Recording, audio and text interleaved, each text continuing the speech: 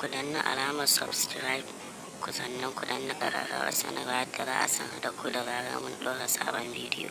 Mun gode.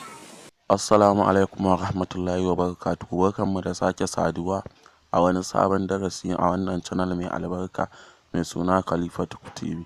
A yau za mu nuna muku wani bidiyo ne yadda za ka maida bidiyo audio ta cikin Xender. Da fari za ka shiga Xender, za ka jira ta buɗe, ka ɗan jira. Da zarar ta buɗe ga alamar bidiyo can, nan za ka taɓa.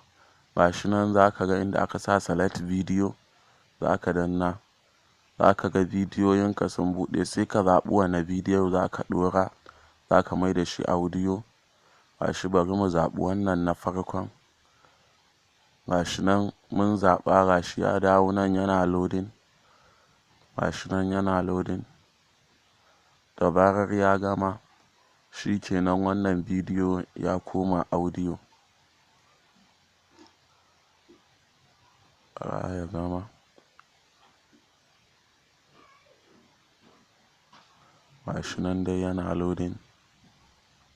Yawwa gashi ya gama, yanzu za ku ga ya dawo. Gashi nan. Yawwa. Da wannan hanya ne za ka yi amfani